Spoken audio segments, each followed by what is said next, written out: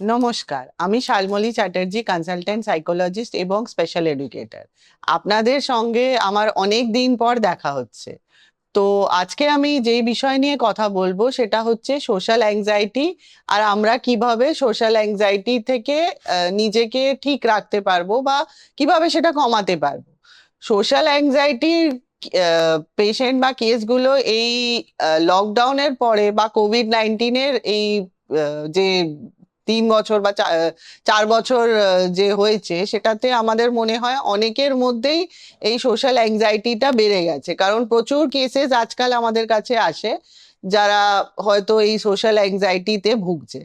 তো social anxiety কি? Social anxiety মানে হচ্ছে তারা লোকেদের সাথে মিশতে পারছে না, তোদের লোক দেখলেই তাদের কিছু একটা ভয় কাজ করছে যে আমি যদি মিশি, এ যদি আমাকে জাজ করে, বা আমি কিছু একটা করে দিলাম সেটা নিয়ে হাসাহাসি করবে, আমাকে নিয়ে কথাবার্তা বলবে, তো তার থেকে ভালো আমি কারোর সাথে মিশবো না। আমার মনে হয় আপনারা আমার সাথে রিলেট করতে পারবেন।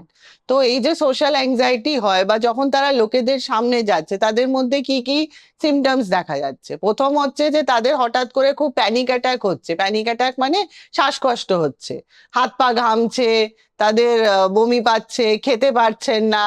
তারপর হঠাৎ করে কথা বলতে বলতে সে ব্ল্যাঙ্ক হয়ে গেল তার মাথা। সব সময় ওটা নিয়ে চিন্তা করছে, একটা ওভার থিঙ্কিং রয়েছে যে আমি যদি লোকের সামনে যাই। সে একবার হয়তো কোনো কারণে সে এম্বারেস হয়েছিল, কিন্তু সেই ঘটনা থেকে সে আজও বেরোতে পারেনি, সে ওটাকেই নিয়ে বসে আছে। তো এই যে সোশ্যাল অ্যাংজাইটি হলে আপনারা কি করতে পারবেন? প্রথম হচ্ছে যে আপনাদের হয়তো এরকম অনেক সিচুয়েশনস এসছে বা আসেনি, তো আপনারা প্রথম কাজ করতে পারেন যে এই সিচুয়েশনস এর একটা লিস্ট বানালেন, যে এই এই ঘটনা ঘটেছিল, এই জিনিস হচ্ছে। আপনি দেখবেন যে 90% কেসগুলোতে হয়তো সেরকম কিছুই ঘটেনি, আপনি ইজিলি লোকেদের সাথে মিশতে পারবেন, কোনো অসুবিধা নেই। তারপর এখান থেকে কি হচ্ছে, এই যে সিচুয়েশন আপনি দেখছেন, সেখান থেকে আপনার মনে একটা নেগেটিভ ইমোশন আসছে। যখনই নেগেটিভ ইমোশন আসছে, আপনারা তখন সেই নেগেটিভ ইমোশনস গুলোকে চ্যালেঞ্জ করুন, যে ঠিক আছে, আমার একবার হয়তো খেতে গিয়ে কোনোভাবে জল পড়ে গেছে, বা হয়তো কোনোভাবে আমি হয়তো চামচ ফেলে দিয়েছি, বা কিছু একটা সমস্যা হয়েছে।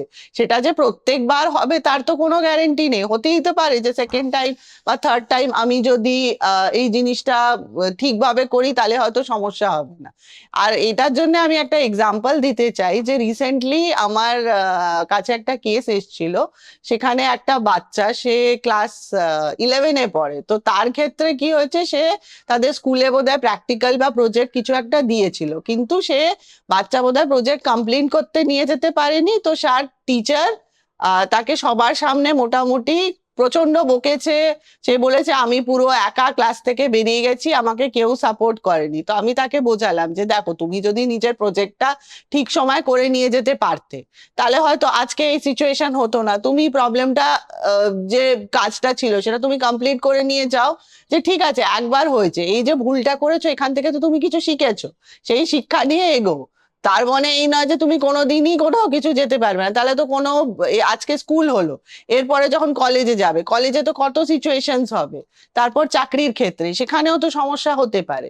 তারপর হচ্ছে যে এরকম একটা সিচুয়েশন আপনারা এটা করতে পারেন, যে আপনাদের যে বন্ধু বান্ধব আছে যারা আপনাকে জাজ করে না, বা আপনার ফ্যামিলি মেম্বার্স, এই একটা সিচুয়েশন যে আমি একটা পার্টিতে গেছি, সেইটা একটু রোল প্লে করে দেখতে পারেন, যে তারা তাহলে আপনাকে একটা সঠিক রাস্তা দেখিয়ে দিতে পারে।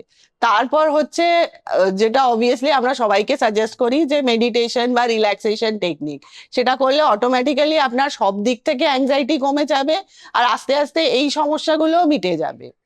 তারপর হচ্ছে, আপনার যদি মনে হয় যে কোনোভাবেই কিছু হচ্ছে না, আপনারা কোনো এক্সপার্টের হেল্প নিতে পারেন, যে কাউন্সিলর হতে পারে বা সাইকোলজিস্ট হতে পারে, যে আপনাকে দিতে বলবে যে কেন এই জিনিসটা হচ্ছে, বা আপনার কোনো একটা ছোটবেলার কোনো ট্রমা থেকে এই আজকে আপনার অ্যাংজাইটি হচ্ছে। তো এই জিনিসটা সে ফিগার আউট করতে আপনাকে হেল্প করবে, সে একটা পসিবল সলিউশনস আপনাকে দিতে পারে। তারপর হচ্ছে যে আপনি একেবারেই যে প্রথমবারেই জিনিসটা হয়ে যাবে তা কিন্তু নয়, আস্তে আস্তে আপনি যদি জীবনে এগোন, আস্তে আস্তে একটা স্টেপ নিয়ে এগোন, তাহলে দেখবেন যে আস্তে আস্তে আপনার অ্যাংজাইটি অটোমেটিক্যালি কমে যাবে। তারপর হচ্ছে যে অনেকের ক্ষেত্রে আমরা এই অ্যাডভাইসটা দিই যে অ্যালকোহলটা একটু লিমিট করুন, বা যে কোনো ড্রাগস বা ওই ধরনের জিনিস, কারণ অনেক সময় ওই সিচুয়েশনে আমাদের যেহেতু বডি বা মাইন্ড কোনোটার উপরই কন্ট্রোল থাকে না, সেই ক্ষেত্রে আমরা অনেক কিছুই করে ফেলি যেটা হয়তো পরে গিয়ে আমাদের প্রবলেমস ক্রিয়েট করতে পারে। তারপর হচ্ছে যে আপনারা আরে নেক্সট হচ্ছে আপনারা কোনো কোনো অ্যাক্ট করতে পারেন, যে রাস্তায় কেউ রয়েছে তাকে হয়তো আপনি হেল্প করবেন, বা কোনো হয়তো কোনো এনজিওর সাথে অ্যাটাচড হলেন, সেখান থেকে দেখলেন আস্তে আস্তে আপনার অ্যাংজাইটিটা কোথাও গিয়ে একটু কমে যেতে শুরু করলো।